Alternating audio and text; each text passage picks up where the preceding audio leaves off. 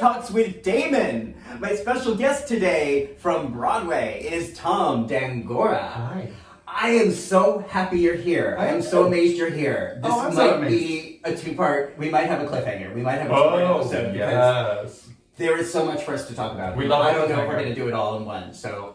But I am so grateful that Tom is taking some time to speak to us. Champagne. Because you are someone who, especially in the last 10, 15 years that I've known, has been such an innovator, creator, and contributor of really important energy in the city and in the world. Thank you. And I can't wait to talk about why. Yeah, okay. Before we get there, are you comfortable? I am. Are you comfortable? So I'm we're just gonna move around. 6'4", so it's a...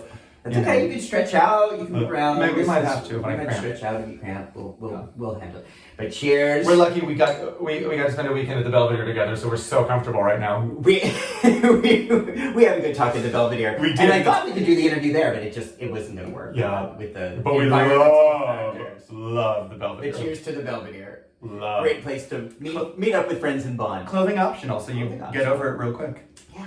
Sometimes I got under it.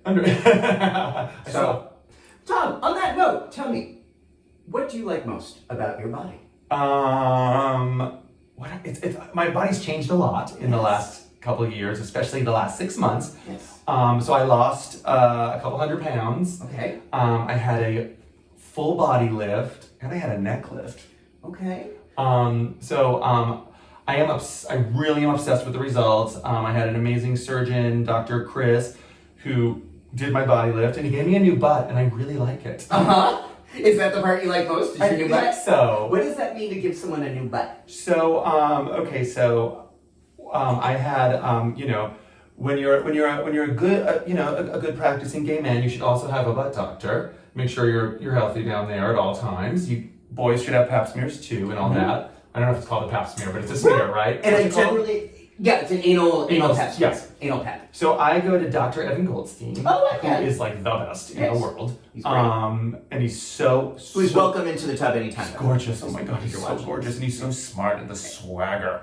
And I was talking to him about, God, I was having such a hard time picking a plastic surgeon. He's like, well, honey, it has to be, you need a gay man. Only a gay man can do a gay man's body. Come on. And I was like, right. And he said, you got to go to Chris. So I did. I went to Chris and fell madly in love because he is also gorgeous too and so talented. And we were talking about the lift, and he said, all right, so here's what I'm going to do. You're super tall and you lost a ton of weight, so now you have no ass. Like you have weight loss, flat ass. I can't let you leave like that. So he said, when you're open, I'm going to suck out the rest of the fat that's in you. I'm going to put it on your butt. I'm going to reshape it. And you had to see what he looked like. So I looked right at him and said, oh, honey, any excuse to have your hands on my ass, I am in for it. Oh, am I allowed to swear? It's the internet. So, oh my God, but it's it's just lovely. Wow. He did such a good job. So you went through a significant weight loss. Yes. And that's why they suggested that you get a new butt or Well, I had a body add lift to your because I had a lot of extra skin. Okay. So, but because of the weight loss and everything, and because I'm really tall and whatever, genetics, I always just had the flattest butt. It was so sad. And now I don't. And it's so happy. Okay. So that feels good right now. I love it. Okay. All right. And others do too. Yes, I remember. I was quite popular that weekend. Yeah. So we're referring to a clothing optional resort where one has to have at least some modicum of comfort with their body, with their naked body. Big milestone for me to do that. Like it was. Had you ever done anything like that? Well, I did Naked Boy Singing 20 years ago. I was in it. You were in it? Okay, Yes. good. I may have seen you in that. Maybe. Yeah. I guess it wasn't that memorable if you don't remember. But So and then after I did that when I was 22. So then there was so much ups and downs with weight and everything, and so I just really lost that comfort real quickly. And it was really out of my comfort zone to do it originally. I did the show to be more Naked comfortable. Boy Singing? Yes. So that meant being naked and singing. Naked just and like the singing. title suggests, you're naked and Yep. singing in front of hundreds of people every night. Yeah. In Hell's Kitchen. But I hadn't done anything like that in 20 years, so this summer I really wanted to. Like it took I had to take like deep breaths and really psych myself up. What was the psyching self up? Like what I'm not even lying. I looked in the mirror and said, and I'm gonna date myself now. It went, I'm not Josie Grossi anymore. Like Drew Barrymore had never been kissed. And So, but it was great. I mean, it really was. I went back like 3 weeks later. I enjoyed it there so much. And was it as much effort mentally to be naked? No, I was excited the to. time? No, and then I went to Provincetown where I grew up, and God, I was practically naked there the whole time. No, since that, God, I haven't worn underwear very much, and I just don't care. And everything's been set. Like, I'm so sad about the winter because I've basically worn no clothes since that weekend. Yeah. Which has been so fun. Like right now, here I am. So you've really been enjoying and embracing I nakedness. love it. But you said you couldn't have done this interview with me, or you wouldn't have wanted to do this interview with me, or been naked in public before this past year. No. Well, I would watch and be like, oh, that looks so fun. Oh, that looks so fun. I couldn't do that. I can't do that. I can't do that. Or I would even thought like, oh, I love Damon. That'd be so fun. But like, I'd want the bubbles like up to here. Right. So. Right. So last year when I asked you originally, the answer was no. Yeah. To doing this interview, and now the answer is yes. So the body changed, and that's why now it's a yes. Yeah, because I have to, I still have horrible, and I really want to get into this and figure out a way to talk to people and get this dialogue going, because it's not talked about enough. I was very, if you remember, on social media, very open with my surgeries, with everything, because I didn't want people struggling with weight and body dysmorphia and image issues to be looking at my transformation from a social media angle where it just looked like, I'm amazing and I do it all myself, and if you can't do it, haha. No. I wanted everyone to see like how hard it was, that it was still such a struggle, that it took years, it took medication, it took doctor's supervision, it took 2 very intense surgeries, and so much work and so much discipline, and bodies are different, and that's why I've been so public with it, with the good, the bad, the ugly, with everything involved. But the body dysmorphia is very strange. So like right now I'm here and my tummy's really flat, right? Mm-hmm. And like I got abs coming in. It's like I have phantom gut, like you lose a limb, they say you can still feel your leg. Mm-hmm. So right now I feel my old belly. Like I'm sucking in to the heavens right now because I can still feel it. I will be sitting down wearing, I'm 6'4", wearing a size extra small tank top that I have room in. And I will still be covering my belly with bags and stuff because I can feel it. And I look in the mirror, I don't see the body you see still. I still see my old body. Luckily, I had a scar around my belly button that was removed. So when I if I focus on my belly button, I can see my new body and I can see it in pictures. Mm-hmm. But I can't, so people see I'm always taking photos.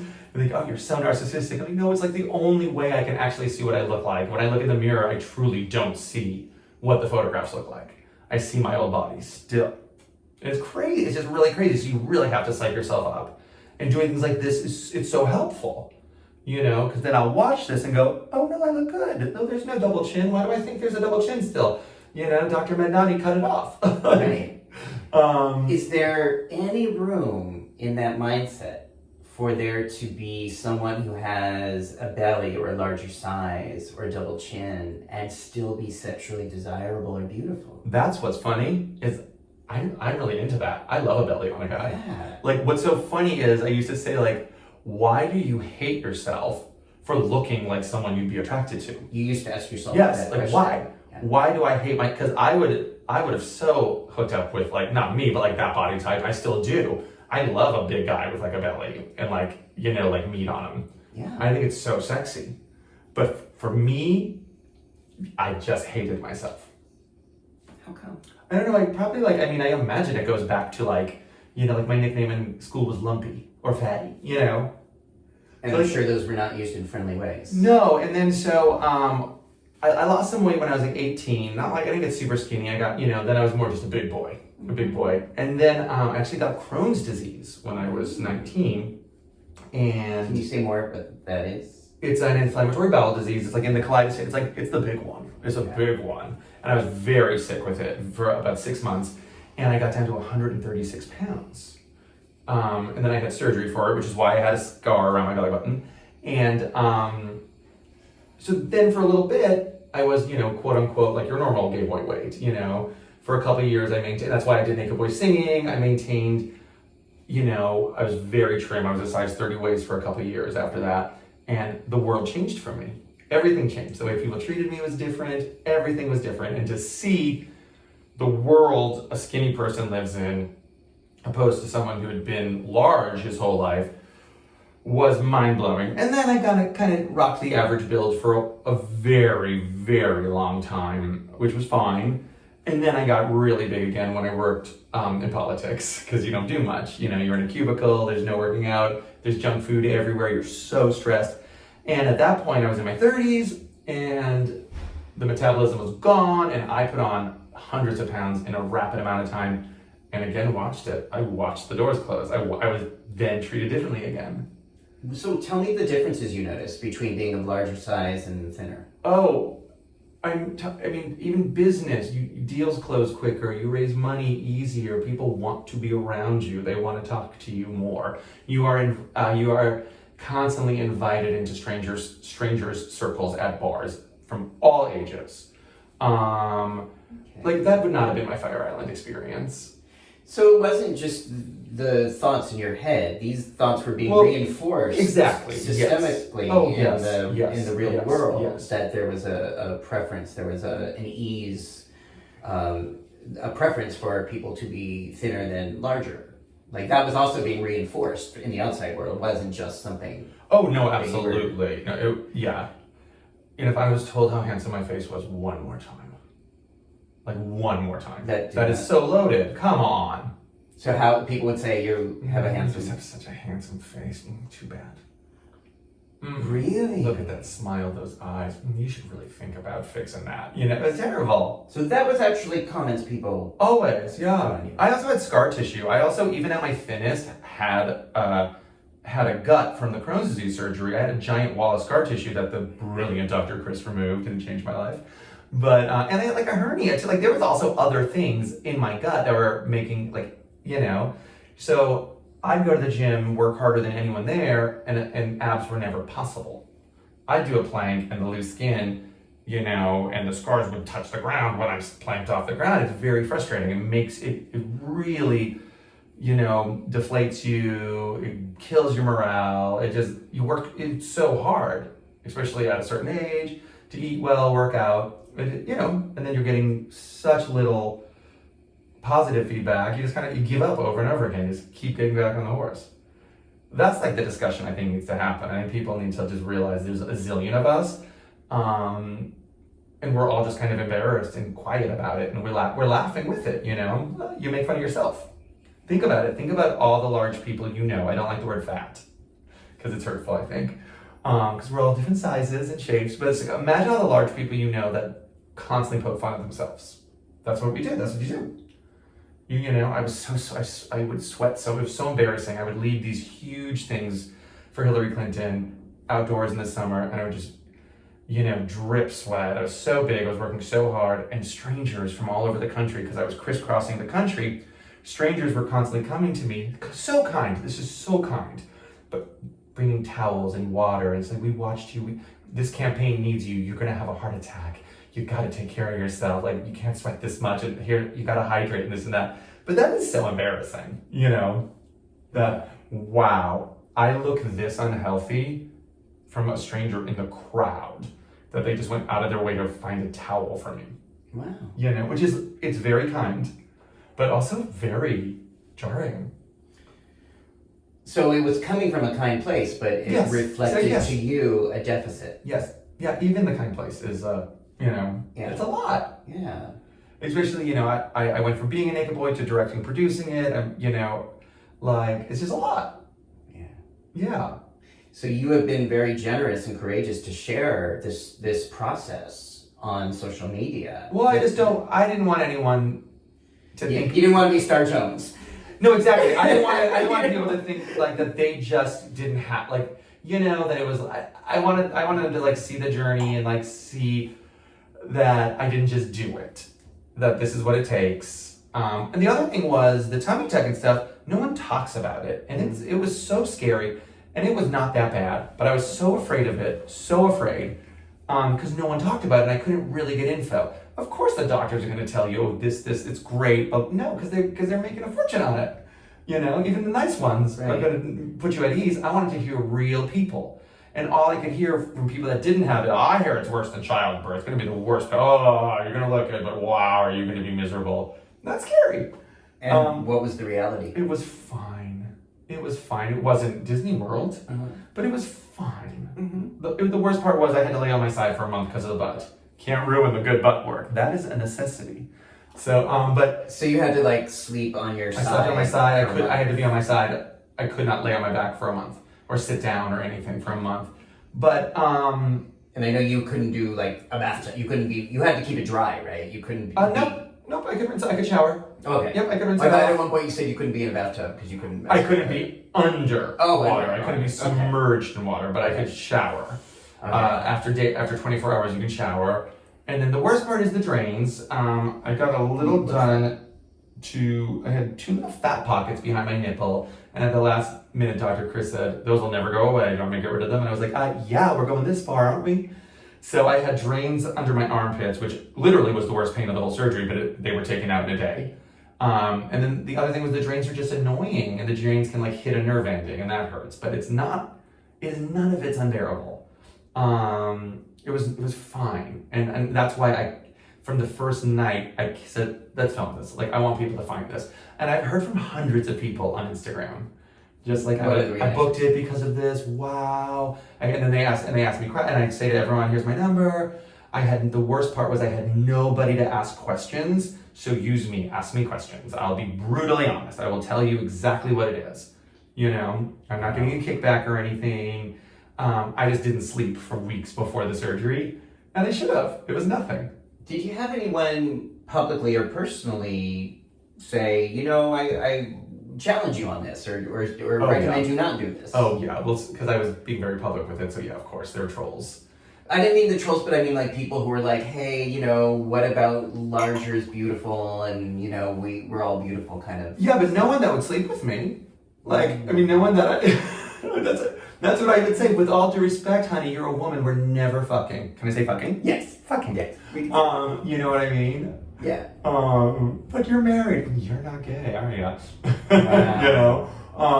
No, but that's like, so one year was like, well, yeah, but I don't, you're okay to tell me I have pretty eyes. I want him to tell me I have a nice butt. I realized too, I'm actually like less slutty since the surgery because I feel like I don't need the validation as much. That was another huge revelation. Where I'm like, oh, like just be checked out at a club now, like checks the box for me, or like a wink, or maybe just like a little kiss in a dark corner. But then I can go home and watch Dynasty, or whatever, or rest, I don't know. It's really it's changed a lot. Interesting. A lot. I'm still nuts with it, but I'm like balancing it out, and it's making me really realize like what it was, like what a substantial disadvantage it was mentally for me for so many years. I was so obsessed with it. With my weight and everything. Obsessed. It just was the bane of my existence for my entire adult life. Okay. Yeah. And now you're feeling, again, you're able to be naked in public, you're able to go to the Belvedere, do this bathtub interview with me. It's baby steps. I still have nerve, I realize I'm really thin. I'm eating a lot. I really am. I just want to eat very healthy. I eat a ton though. Like the portions I eat would shock you. It's just all power foods. I probably eat enough to feed a family of 10 still because I work out so much.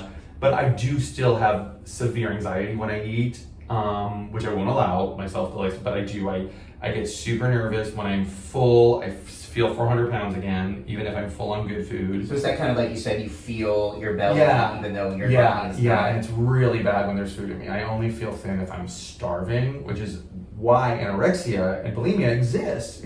Because you know what I mean? It's part of the dysmorphia, it's part of all of that. And you do feel like, it's a strange thing. And photographs are what helped me so much. Do you consider yourself... Like the Fire Island, I saw photos and I said, no, I'm getting too thin. Like, no, that's my rib cage. I'm 6'4". That's unacceptable. I'm not allowing that.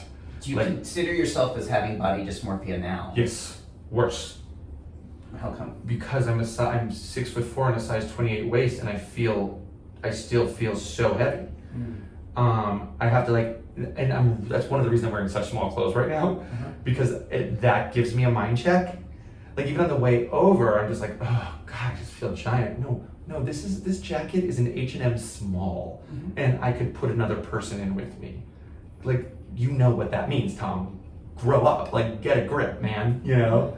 Like, how do you want to feel about your body? What's the experience you would like to have? Oh, I would just like to be comfortable. I would like to be realistic about it for once. Meaning? Like, I would like to be able to wrap my head around, like, real nutrients, real science, you know, and just, and have my 1,500 calories or 2,000 calories, whatever is proper for my size, and not have a nervous breakdown over it. Or if something tastes good, not instantly feel guilt. And also just hate the idea, I hate putting food in my mouth in front of people still. Like, you know, if it's not my husband or a good friend, I still hate, like, I hate business lunches, or I hate taking a bite with people. Because of the body dysmorphia. Yeah, it's really just because of the, like, the idea of it, yeah. That you feel heavy afterwards. Yeah, absolutely, and you don't want to, especially when you're larger, you don't want to be seen eating. Because you think everyone's like, oh, look at there, he's eating again, doesn't eat a lot. Right. Yeah. So the experience that you would like to have in the long picture would be what? Would it be to be able to eat freely? I would like really to. Without guilt? Yeah, no, I would honestly just like to get to a healthy place with my nutrition. I even work out too much right now, you know, like with everything. I'd like to find just a really nice balance where I'm no longer obsessed with it, but I maintain it. I want to stay, because I'm also, the flip side of it is I'm also so much healthier. I breathe so much easier. My joints hurt so much less. I sleep easier. There's so much, besides the fact being in a hot tub or whatever right now, I don't sweat. I hardly sweat at all anymore. I get cold now. I've never been cold in my life. You know, it's like things like that it's great. It's really, really great. What are you doing to get yourself more to the mental place you want to be? I don't know. I'm just kind of living in the body. Okay. Yeah. I mean, has therapy ever helped with that? It really didn't. It hasn't, honestly, because I know it. Because my mind knows. I know it and I don't.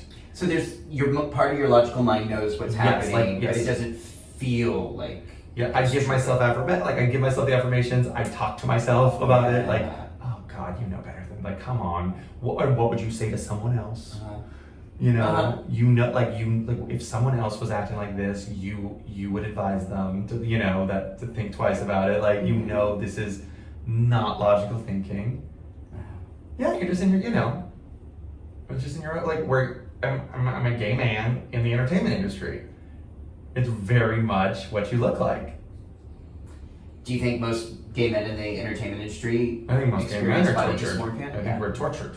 And we are literally, it has been like so much of the, quote the president, of the malarkey that's been shoved down our throats since birth. I think that it's a huge part of it. It's part of the way we torture our own community. Yes. Just because the rest of the world torturing us isn't enough, we have to hurt each other too.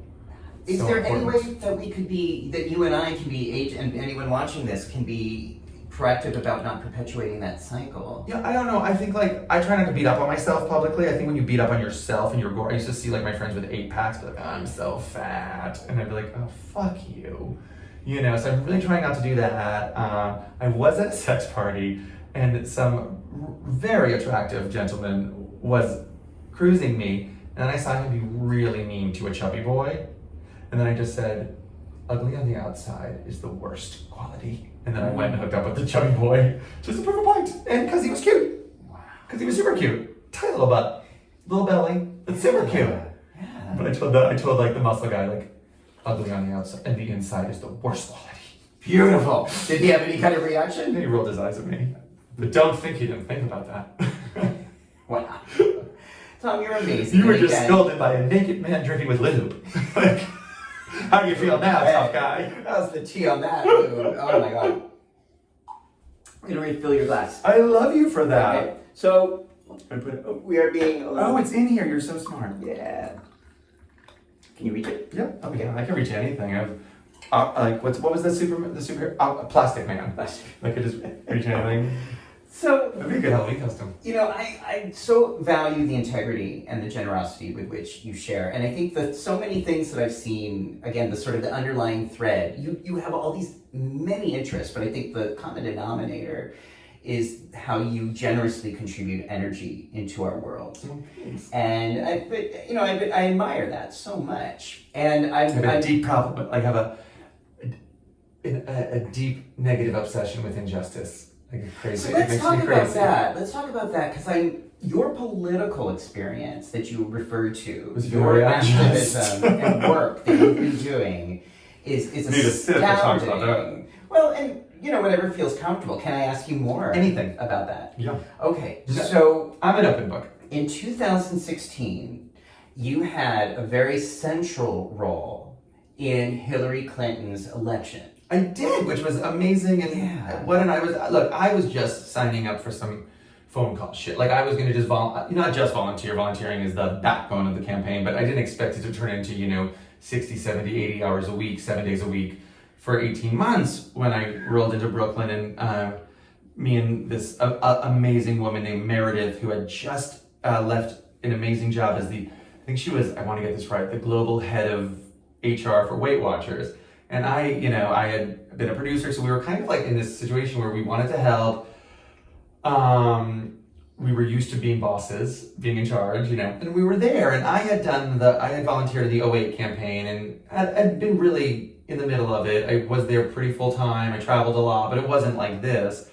And there was a gentleman named Adam Parkamenko who started between 2008 and 2016, started a PAC called Ready for Hillary, which was kind of like the ramp up for the campaign. If you remember, for 2 years before, anywhere you looked, it was Ready for Hillary, Ready for Hillary, Ready for Hillary. And he was from Virginia. And so he was brought on to head grassroots, right? Which is huge, especially in a primary, because for the first 6 months, the whole campaign is focused on the first 4 states, right? Iowa, New Hampshire, Nevada, and South Carolina. And so your grassroots department is really, from headquarters, is what is staying in contact with the rest of the country, making sure we're ramping up for the states that follow in the primary after the first 4. So I was answering phones. It was maybe the second week of the campaign. I liked the phone gig because it was kind of cute, like Hillary for America. This is Tom speaking. How can I help you? It's great. It's great. I loved it. I liked it better than '08 because I would love answer because I go, Hillary for president. But then in 16 it was Hillary for America. So all of a sudden Adam walks over and he's like, "You're Tom. You're Hillary Tom." And I was like, "You're Adam." And he's like, "Come back, you're working with me now." And literally that's what happened. And so the entire grassroots team was me, another amazing person named Nisha Blandon, who's a brilliant political operative. She's amazing. And then me, and it was the 3 of us handling the other 46 states plus the territories. And then we had interns and whatnot who were just brilliant. So it went from being like, I'll do 3 or 4 hours a day to, okay, it's 12 hours a day, 7 days a week. Then I joined the advanced team, which is, you do, the events. And I only did the Hillary events though. It was Hillary exclusive. And then for the general election, there was no more grassroots team because there were 50 states that had operations. So I joined the national LGBT outreach team with another amazing man named Dominic, who was we were again just a great team, and it was so fun. I put all the prides together in 2016, including the New York contingency, which I don't know if it's been broken, but at the time we were told it was the largest contingency in New York Pride history.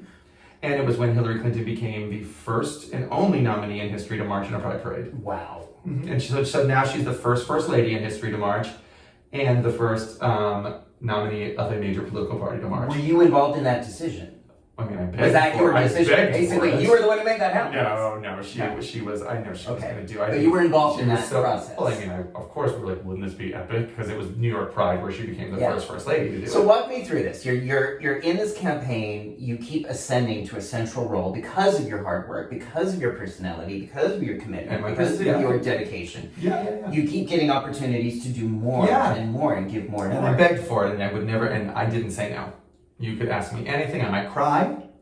Twice I didn't get to meet Cher. Twice. Uh-oh. Next to Barry Manilow and Michael Jackson, the true love of my life. Well, for now. Oh. This will Cher have 2 major events with LGBT. Yeah, I remember those. With Cher. One in Provincetown. Yeah, Provincetown, where I'm from. Yeah. and Fire Island. I was so excited.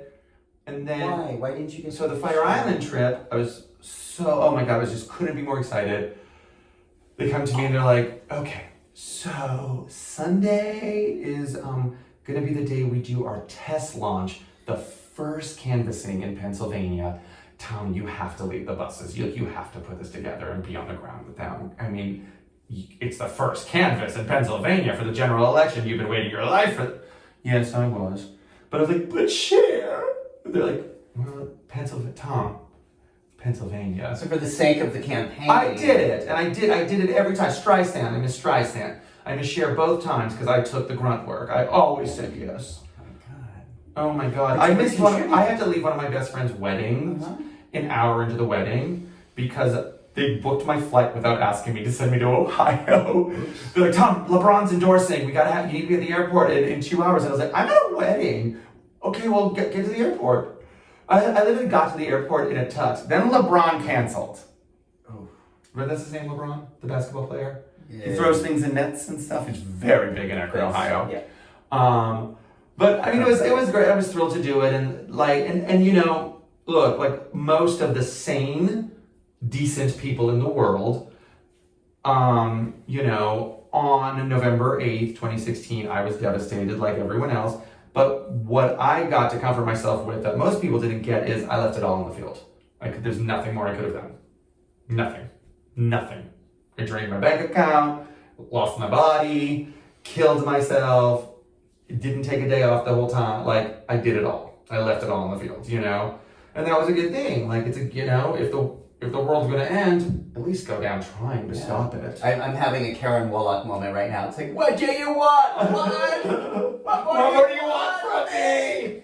Oh, We'll get to that in a minute. We're gonna get into one like. Fucking poor Katrina Carr. But back to Hillary.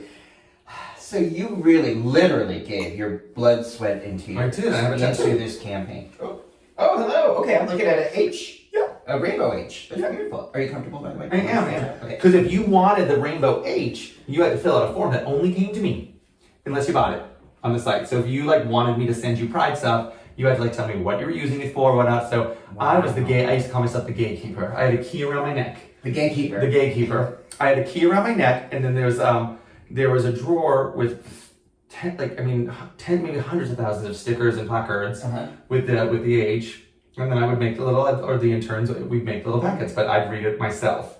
I'd be like, they're asking for too much. That's for their friends, you know? Wow. No, we got to spread this out. So walk me through the process of saying, all right, we want Hillary to march in the 2016 Gay Pride Parade, and you're initiating or participating in this. How do you do that? What do you do? It was simple. She decided. It had nothing to do with us.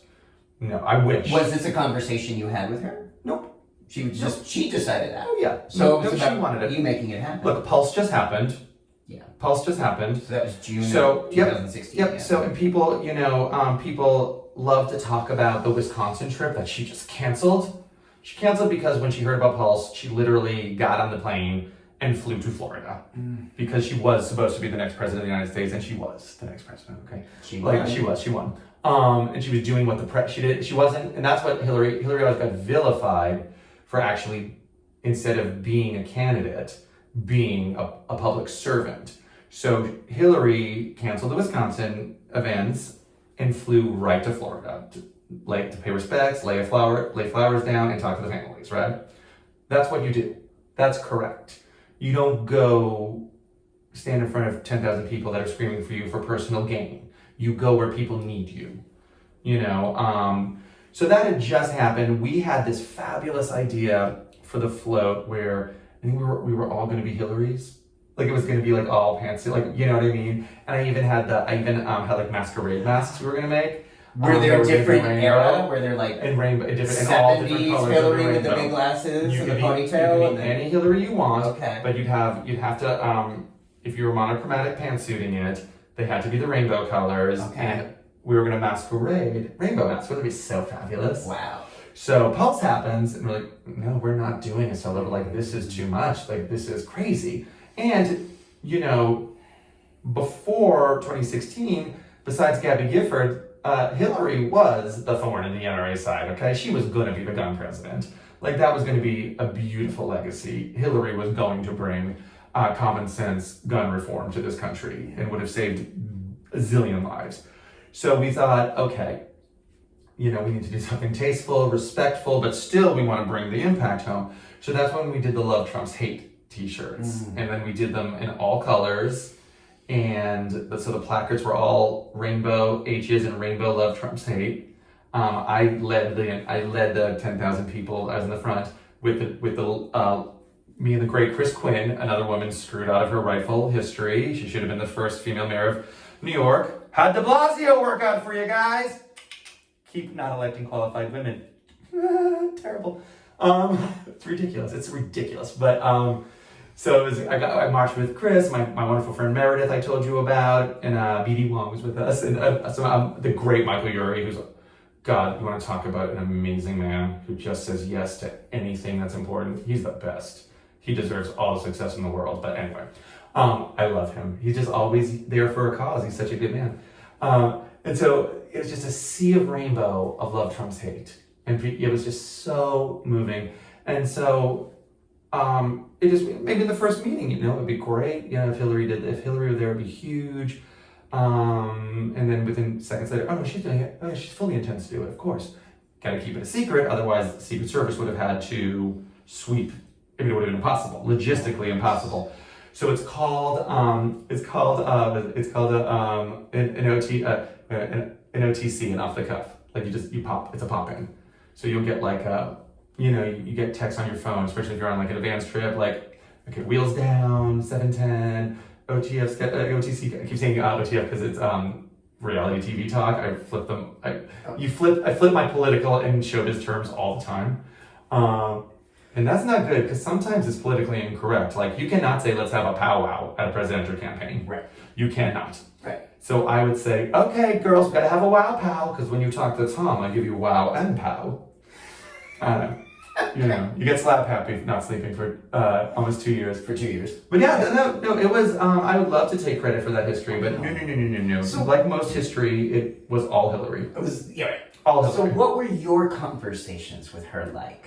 Oh my God, I think I'm kind of cool, and I think I'm witty, and she has such a great sense of humor. So I would always, I just do this. Playing with it. It's awful. I spent like years petting her.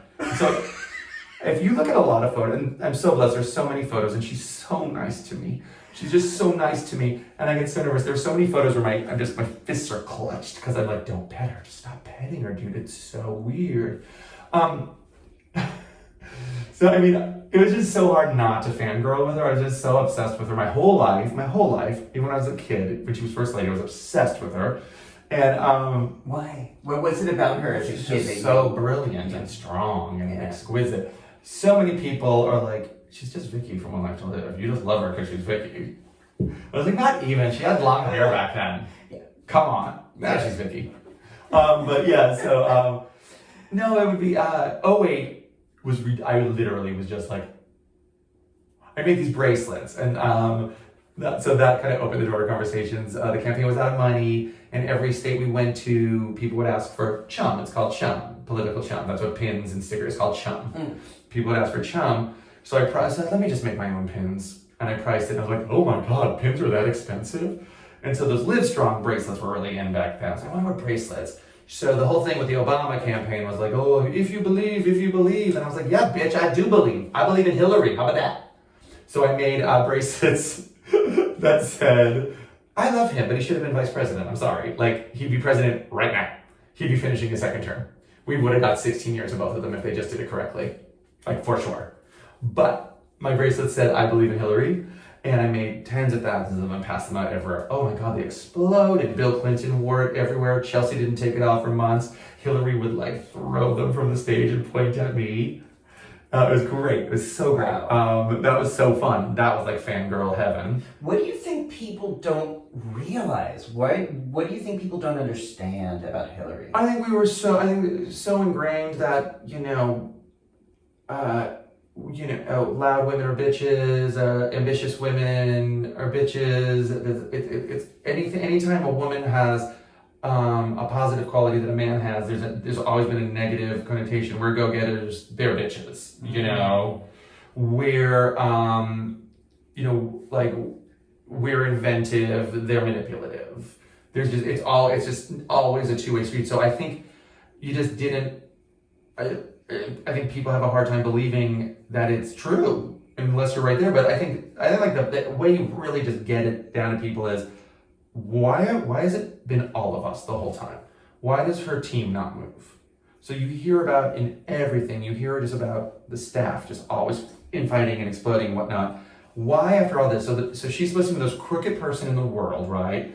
Guilty of everything, ambitious, mean, hates everyone. Yet the thousands of people that have been around her have literally been around her forever. Like, you don't leave, ever. Ever. She's so kind to you, she's so gracious. Gracious is the number one word. She's so gracious. And so happy to do it. And when she was senator, she wanted to know literally what the problems facing every New Yorker were, period. And she would do anything she could to fix it. She's who brought in the money after 9/11 with Schumer, you know?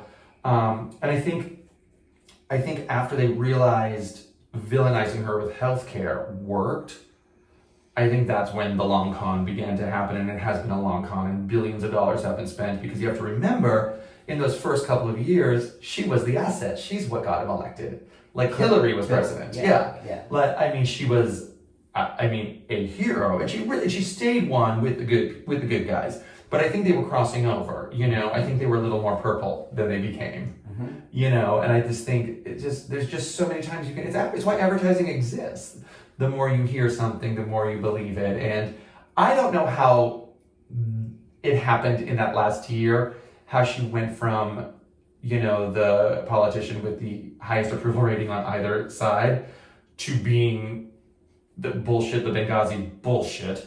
I don't understand, but I don't think we ever anticipated, especially us of a certain generation, ever anticipated Americans not believing their own eyes and ears. Right. So like the Benghazi stuff came out, and I said, this is ridiculous. She stood and asked for more funding for our embassies, and she said, I'm gonna paraphrase it, but she basically said, if you do not increase defense for our embassies, there will be dire consequences. 3 people died. That is dire consequences. Mm-hmm. The Republicans voted it down. We did not have control. They had blood on their hands. They pivoted it to her. Ridiculous. And the email thing was the most laughable thing that's ever happened. It was not a law. Even if she did what they said she did, at the time it was not illegal at all. And at the end of the day, the private server that belonged to, the 42nd president of the United States, that is not like my AOL account. You know what I mean? That's not like our Starry or like T-Mobile discount modem, okay? Literally, the server belonged to the 42nd president of the United States of America. Remember this, White House State Department got hacked. Bill Clinton, Hillary Clinton server did not get hacked. So she even actually made the right decision by keeping her own email. Oh, okay. By keeping her, yes, by keeping it private. Yes. Oh, and then not turning it all over. Well, of course, there was a wedding. Maybe Chelsea's dress was a lot of money or something. They didn't want to deal with those elitists. I don't know. Right. But I think what's important historically, none of the accusations stuck. Nothing. But no one believes it. You look at an 11-hour hearing. You look at it's your own eyes. Right. You see it. And of course now, today, as we're talking, Trump is under indictment for, stealing having 11,000 really confidential documents. Which they claim the best I've ever heard, I think, and there's so much. But I think the best I've heard so far is, no. A president can declassify something just by thinking it. That was golden. That was golden. What do you think about that? It's like, oh. Yeah, I wish I was surprised. Okay, so Hillary would be president. Nope, didn't work. Okay, yeah. So, okay, so here's this person who you started to connect to. Not only did you sacrifice your blood, sweat, and tears, your body, mind, spirit in favor of this campaign, but you also started to get to know her and really see the non-public side of her. That side that I wish we had seen more of during the 2016. I think we've seen it in the last 6 years. And then they would have called her too weak to lead. Right, that was, she was damned if she did. That's misogyny. Doesn't matter. Right, I don't think it would have made a difference, but I really do appreciate now she has more of a platform to show people how well-rounded, how funny she is, how personable she is. But you always knew that. Did, you absolutely, her. Yes, okay. Yes. And then if you actually look, that's what she was like. Why should she act like? And let me tell you, if Hillary Clinton, she has incredible respect, even when that man who not should be named was being called president, she still had respect for the office when I refused to. She did that night, that morning. She did correctly. And she went to the inauguration. Yeah. She still called him the president, which I refused to. But I think even if you saw her, if she ran again, when she's behind a podium, she's going to have respect. She's not going to act like Oprah. She's not going to act like a talk show host. She's going to be a commanding leader. Right. Whether it be Senate, Secretary of State, presidential campaign, whatever. Now, if you go back, watch her on Jimmy Kimmel, watch her on talk shows when she's running for president. It's the same as now. It's that Hillary. She was hilarious with them. She the whole time. Yeah. From back in the White House, she always showed her sense of humor. No one chose to see it. Yeah. Now you're not watching. She's not trying to gain power. Yeah. So you're not ignoring that side of her. Would you want her to run in 2024? Oh, with all my heart, but I don't think she should. She deserves the life she has right now. She's Oprah. She gets to just be. She gets to do. She has a show. Yep, and she gets to basically, the tens of millions of people who believe in her and love her are still by her side, and she gets to walk into, because the bad guys for some reason aren't anywhere fabulous ever, which is so fun for us, isn't it? Yeah. Everything good they're not at. So anywhere Hillary walks in, there's a standing ovation. A concert, well, unless it's Kid Rock, which nobody wants to see, they're Hillary fans. You know what I mean? A restaurant, well, unless it's Chick-fil-A, which Hillary would never go in, ever. She gets a standing ovation. So then that night of the election, 2016, what was that like for you? Oh, it was horrible. No, it was crazy. I think it's the worst night of my life. Were you surprised? Yeah, so shocked. Me too. Shocked. I knew the exit polls. I was doing the stage that night, so I picked 600 people to stand on side of the stage and watch it. I had an X. I was gonna be right behind her for the speech, so I was on stage, putting the stage together, because that was my favorite job. I got to do that a lot. I got to put the picture behind her together, pick This is at the Javits Center. Yeah, I did it at Javits, but I did it at dozens of events, hundreds maybe. I loved that. I loved it. Putting the placards in the right place so the pop of color would be there, making sure it was just as diverse as our campaign, that everyone behind her was going to be show the energy we had. I loved that was and I couldn't believe I was doing it for that night. And the Obama Secret Service, the White House Secret Service was with us, and we were told she was the president-elect. The exit polls were so big, she was winning everything by double digits.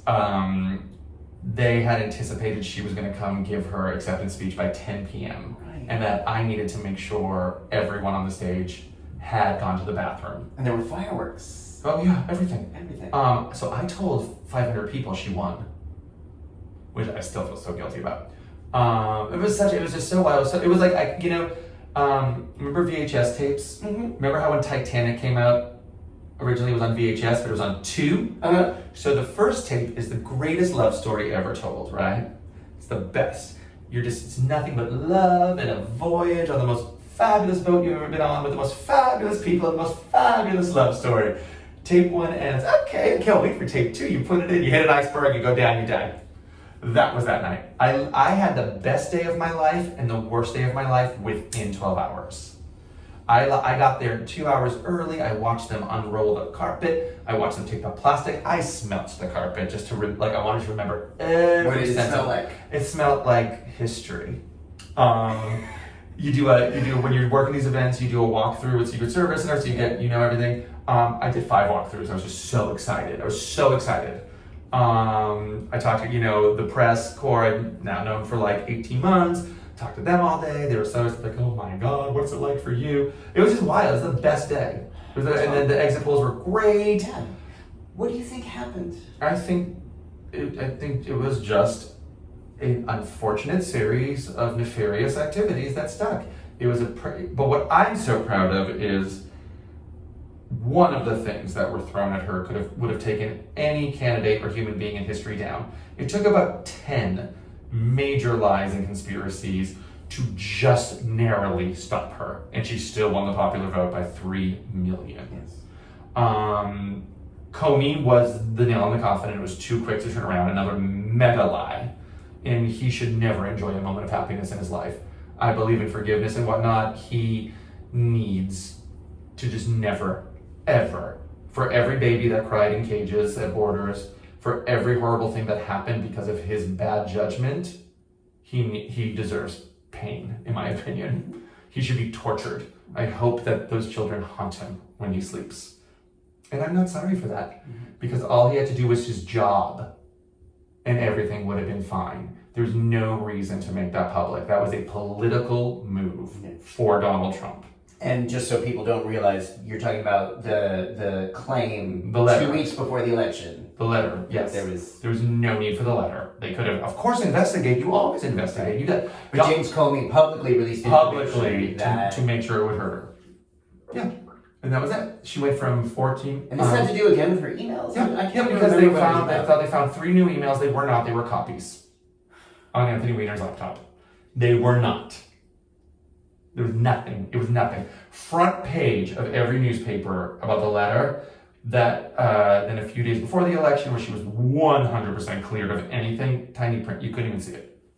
It's the most pathetic thing, because everyone just assumed she was going to slide in and win, and they could make all their money off their stupid headlines and their vicious reality show candidate, So how did you deal with that devastation of that? I've never experienced anything like it. I literally, when she called, I thought I knew something was up, and I thought, oh God, they're going to send me somewhere tomorrow to fight this. So I went home to pack a bag. I went home being like, no, this isn't over. Of course we have to do it the hard way. Of course we have to fight for our history. And then my phone kept ringing, and my husband kind of took the phone and let me see it. I was like, just give me, what? And he was like, she conceded. And I was like, and I literally lay down, passed out, and I didn't wake up for like 3 days. I missed the concession speech, which I understand my husband was trying to take care of me, but I'm still furious. I deserved that. I deserved the closure. You know what I mean? But I should have been there. She deserved to see me as well. I think, To be there. To be there. I went to the party. There was a party. I wasn't going to go. I was still so depressed. I was going to say, did you say anything to her? Did you reach out to her after that? I saw her 2 days later. She came. Bill, Hillary, and Chelsea came to the staff party, and were so gracious and lovely. I'd never seen her without makeup. She showed up without makeup? Oh yeah, she had no more fucks to give, and I loved it. I wanted her to get the cocaine glasses again. What was her mood like? Gracious and wonderful. And I remember saying something like, I'm so sorry, and she was saying something like, you have nothing to be sorry about. And I remember Chelsea hugging me, and Chelsea's wonderful. She's just the most exquisite being. And I know just Chelsea just being my age and everything. I don't know, there's something about Chelsea. And I just know how bad Chelsea. I know no one felt it more than her. No one knew just her mother's true intentions like her. And I remember hugging Chelsea, just saying it's not right. This is not right. And Chelsea just grabbed me, going, "No, it's not right." Mm-hmm. And it was so. It was a weird night for me, because I just was so furious and ready to burn it down, and people were still dancing and stuff, and I didn't get it. So you were so angry. So angry. And exhausted. Exhausted, furious. And you saw people trying to dance or trying to get through. Get through that. But at the time I was absolutely not. I still have and then someone sent her the roses, remember? And so she gave them all to us. So I still have the rose in my house, yeah. And no, she's great. Even I got nominated for 2 local Emmys this year for some of the fundraisers I did. First thing I got was a congratulatory letter from Hillary in my mailbox. saying she's so gracious. Actually, the two things that got nominated were my Birdland fundraiser and my York Theater fundraiser. Yeah, I'm sure. Bill Yeah. opened the Birdland one, and Hillary closed the York one. But in it, of course, Hillary doesn't mention herself being involved. It's like, and I know Bill is so proud that he was part of this. Oh my gosh. Like, well, so are you. Wow. Given all of this experience and perspective, just from your point of view, your opinion, who would you want to run as the Democratic candidate in 2024? I want Joe Biden to run. Okay. I want the president. Mm-hmm.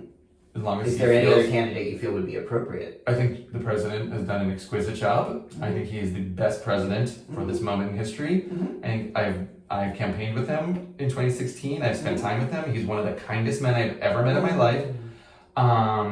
I've always loved Joe Biden. At the moment, I did not believe it was time for another white man to be in office. Mm-hmm. But in 2020, there was one person for that job that had any chance of uniting the country, but it showed how messed up our country was. Because if you don't want Joe Biden, Mr. Nice Guy, middle of the road, Uncle Joe, then you're just fucked. Yeah. It would be like if we really went nuts on John McCain and compared like McCain to Bush. Yeah. You know, it's not a thing. Yeah. Like there's no radicalism in there. Yeah.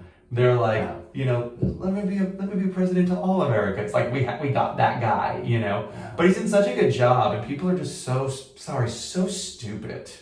First off, the let's go Brandon thing, you're dumb. It's not even cute. There's nothing clever about it. And Brandons are really hot. Like it's so stupid. And he's doing so, like he inherited such a train wreck, you know. COVID's basically gone. The vax rollout was instant, okay? If you actually look at like what he's doing with inflation is a miracle, considering he's actually lowering the deficit, which is unheard of at this point. He's doing a brilliant job. That's what actually makes me believe he's not going to run in 2024, because it just feels like a legacy 4 years. But that's a great thing. It's a wonderful thing for the country. A president that's thinking about the country and the legacy and not re-election. But I don't know. I mean, I really want him to run again. I think we're more solid than we were. I deeply worry that someone else just doesn't have the chops to pull it off. And we learned that in the 2020 primary, you know. I am a mega Kamala fan. I don't think she'll win a primary. I don't. I'd love to wait till 2028. I would love to see Stacey Abrams win Georgia. I would love to see Beto win Texas. And I'd love to see an Abrams O'Rourke ticket in 2028. And I would like us to walk in knowing we have Georgia and Texas in the bag, and that there's nothing they can do about it. And you didn't want Nana, who gives you Brussels sprouts, to be president because that scared you so much? Well, guess what? Now you're getting a big, strong woman of color. So now those sad people that are just so scared of diversity are getting a double whammy, in my opinion. I think it's the best revenge. I hope we see that. I think I think next to Hillary right now, Stacey would be the best first woman president. I honestly do. I love her so much. Yeah. So brilliant and so awesome. And I also love Pete, but I don't think he's close to ready. I hear he's going to run for governor of Michigan first. Okay. But then that'll make him quite ready to be the president. That's certainly a step in that direction. Oh yeah. Administration, then governorship. So boom, you got it all. Yeah. Yeah. So something. Gavin Newsom is on top of every list, So and that's he's kind great. of, if it's not Uncle Joe, I do think Gavin, in my opinion, might be a good contender. Yeah, like a Bill Clinton type. Yeah. Here's something that I don't think people know about Hillary, and I know because of you. A few years ago, someone in my private life was going through pretty severe trauma based on something that happened to them. I told you about what happened. You told Hillary about that, and Hillary wrote a personal letter in support of this person in my life who was struggling. She had no reason to do that other than kindness, and you facilitated that. Yeah. And I am forever grateful to you and to Hillary for stepping up to help pretty much a total stranger, but taking that time. And I just wish people knew more about those stories of generosity and I don't think kindness. she thinks of it as strangers. Right. I don't want to speak for Hillary Clinton, but just from my experiences, I don't think she thinks of it as strangers. I think she thinks of it, we're people. Like, we're in the same, and if a letter can help, my God, she's thrilled to do it. She wants, her whole world was just about helping. Yeah. And the philosophy of it, which is so lost on the Xenials and the whatever, everything that came after X is like she's not a magician. And her thing was always I'm gonna work harder than anyone's ever worked for you. I'm gonna do this, what I'm gonna do. You need to be here. We know this is what we saw with health insurance, right? We want to be at 100. Correct is 100. We're at 0. I'm gonna move in shape out. I'm gonna get you to 20, 30. When I leave, you're gonna be closer to the 100.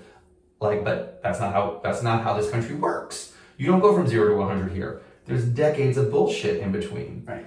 Her thing with gay marriage, where she was just you never win a gay marriage right now. Can't support. Let's get behind a civil union. Why do you care about? Her thing was, she's so pragmatic, was, why do you care about the title? You are literally not protected right now. Mm-hmm. We have to look at this in a legal way.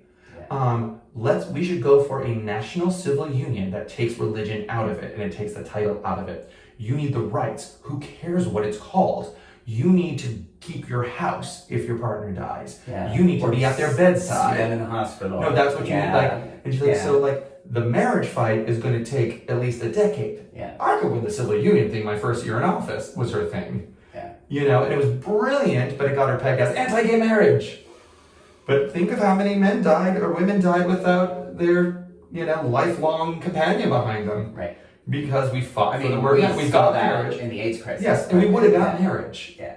We would have got marriage, but in the meantime, we would have been protected. It's just not cutting your nose off to spite your face, not falling on your sword. Right. Which I think is a big reason why she was not elected. She won, but she was not elected, largely because I think people cut their nose to spite their face. Yes. She wasn't perfect. Perfect is not the enemy of the good. Yeah. And because she wasn't perfect, and because she didn't always bring as nice, sweet mommy. Instead, I'm sitting up. And mommy's, yay. She invoked the misogyny, in my opinion. Oh, no, totally. Yeah. So, Tom, this is amazing. There's so much more I have to ask you. Can you stay around for part 2? Yeah. Can we do a part 2? Totes. Wow, was that part 1 already? That was part 1. Whoa! I know. So we're going to have, because Tom is so amazing, and because there's so many other things I need to talk to him about, including One Life to Live and Dorian Lord and Vicky, and the chronicles of soap operas, and the history of soap operas, and your Broadway career. Sure. And we need to do a part 2. So this is going to be the end of part 1. I love it. Please stay tuned for part 2. The link is going to be right below on YouTube. And don't go anywhere, but come back for part 2. Wait, we need a We're gonna cliffhanger. Should I fall asleep in the tub? And you don't know if I'm alive. You're like, who did it? Well, of all the people you've named in this bathtub, maybe one of All right, everybody, don't go anywhere. Stay tuned for part 2 with Tom, Dan Gora, right after this. Perfect champagne. Thank you.